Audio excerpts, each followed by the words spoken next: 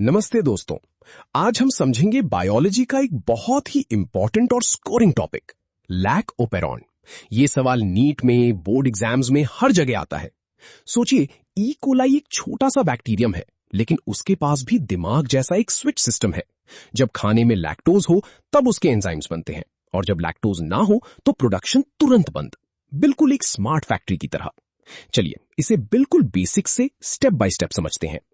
सबसे पहले ओपेरॉन होता क्या है?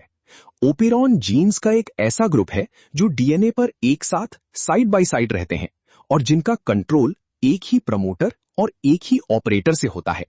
इसका फायदा यह है कि ट्रांसक्रिप्शन होने पर एक ही एमआरएनए बनता है, जिसे कहते हैं पॉलीसिस्ट्रॉनिक एमआरएनए। एक ही एमआरएनए से तीनों प्रोटीन्स एक साथ बन जाते हैं। ये कॉन्सेप्ट 1961 में फ्रांसवा जेकब और जैक मोनोड ने दिया था, और इसी खोज के लिए उन्हें नोबेल प्राइज मिला। ध्यान रखिए, ओपेरॉन मॉडल सिर्फ प्रोकैरियोट्स में देखने को मिलता है। अब स्ट्रक्चर देखिए। लैक ओपेरॉन के मुख्य पार्ट्स है। सबसे पहले लैक आई, जिसे रेगुलेटरी जीन कहते हैं। यह असल में ओपेरॉन का हिस्सा नहीं है, यह अलग बैठकर हमेशा रिप्रेसर प्रोटीन बनाता रहता है। फिर आता है प्रोमोटर, यानी वो जगह जहां आरएनए पॉलीमरेज आकर बैठता है। उसके बाद ऑपरेटर, जो असली स्विच है, यहीं पर रिप्रेसर आकर चिपकता है। और फिर आते हैं 3 structural genes, lac Z, lac Y और लैक ए। ऑर्डर अच्छे से याद रखिए, आई, फिर पी, फिर ओ और उसके बाद जेड, वाई, ए। अब देखते हैं ये तीनों जीन्स कौन से एंजाइम्स बनाते हैं। पहला लैक जेड बनाता है बीटा गैलेक्टोसिडेज। ये लैक्टोज को तोड़कर ग्लूकोज और गैलेक्टोज बनाता है और थोड़े से लैक्टोज को एलोलैक्टोज में भी बदल देता है। दूसरा लैक वाई बनाता है परमिएज। ये सेल मेम्ब्रेन में एक दरवाजा बनाता है ताकि बाहर से लैक्टोज अंदर आ सके। और तीसरा लैक ए बनाता है ट्रांस एसिटिलेज। ये एक्स्ट्रा शुगर्स में एसिटिल ग्रुप जोड़कर डिटॉक्सिफिकेशन में मदद करता है।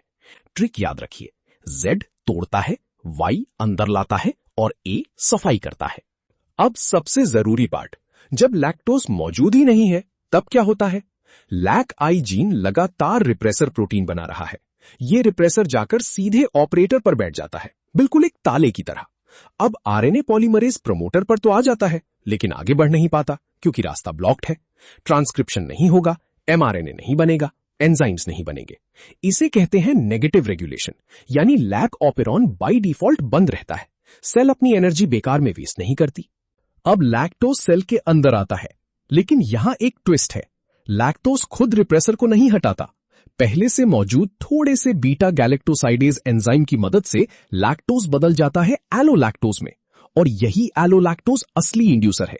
एलोलैक्टोज जाकर रिप्रेसर प्रोटीन की एलोस्टेरिक साइट पर चिपक जाता है। जैसे ही ये चिपकता है, रिप्रेसर का शेप बदल जाता है। इसे कहते हैं कन्फर्मेशनल चेंज।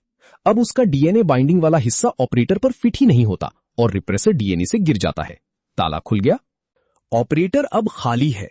आरएनए पॉलीमरेज बिना किसी रुकावट के प्रमोटर से आगे बढ़ता है और lac Z, lac Y, lac A तीनों जीन्स को एक साथ ट्रांसक्राइब कर देता है।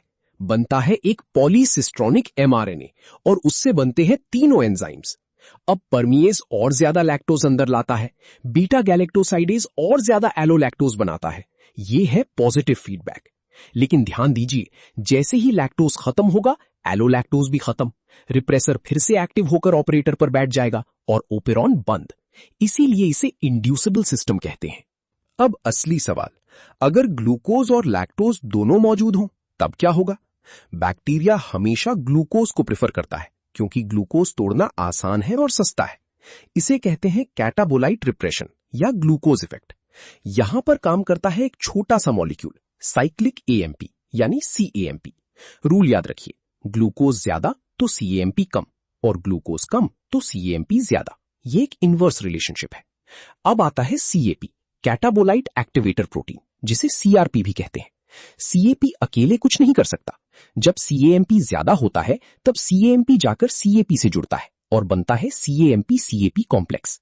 ये कॉम्प्लेक्स प्रमोटर के पास वाली सीएपी साइट पर बैठ जाता है और आरएनए पॉलीमरेज को जोर से खींचता है, जिससे ट्रांसक्रिप्शन कई गुना बढ़ जाता है।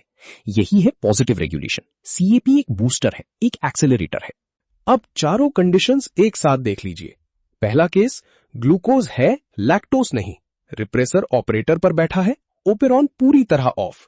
दूसरा केस, ग्लूकोज भी नहीं, लैक्टोज भी नहीं, तब भी ऑफ क्योंकि रिप्रेसर वहीं बैठा हुआ है। तीसरा केस, ग्लूकोज है और लैक्टोज भी है, रिप्रेसर तो हट गया लेकिन CAMP कम है और CAP इनएक्टिव है, इसलिए ट्रांसक्रिप्शन बहुत कम होगा, बस थोड़ा सा।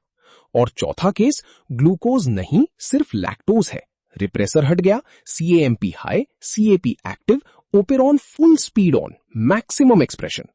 इसी वजह से एक बहुत इंटरेस्टिंग ग्राफ बनता है जिसे कहते हैं डायोक्सिक ग्रोथ कर्व। बैक्टीरिया पहले ग्लूकोज खाकर तेजी से बढ़ता है, फिर ग्लूकोज खत्म होने पर थोड़ी देर रुक जाता है, इसे लैग फेज कहते हैं, और इसी दौरान लैक ओपेरॉन की एंजाइम्स बनते हैं। उसके बाद वो लैक्टोज खाकर दोबारा ग्रोथ शुरू कर देता है। 2 अलग अलग ग्रोथ फेजेस, इसीलिए नाम पड़ा डायोक्सिक। चलिए एक क्विक रिकैप कर लेते हैं। एक, ऑपेरॉन यानी जीन्स का ग्रुप जो एक साथ कंट्रोल होता है, और लैक ऑपेरॉन में है लैक आई, प्रोमोटर, ऑपरेटर, फिर लैक जेड, लैक वाई और लैक ए। 2, रिप्रेसर एक ताला है जो ऑपरेटर को ब्लॉक करता है, यही नेगेटिव कंट्रोल है। 3, एलोलैक्टोज असली चाबी है जो रिप्रेसर को हटाकर ऑपेरॉन को ऑन करती है। 4, CAMP और CAP मिलकर बूस्टर का काम करते हैं, यही पॉजिटिव कंट्रोल है, और ग्लूकोज इसी को दबाता है। और 5, मैक्सिमम एक्सप्रेशन तभी होगा जब लैक्टोज मौजूद हो और ग्लूकोज बिल्कुल ना हो। बस यही है पूरा लैक ऑपेरॉन। वीडियो पसंद आई हो तो नोट्स जरूर बनाइए और अपने दोस्तों के साथ शेयर कीजिए। धन्यवाद।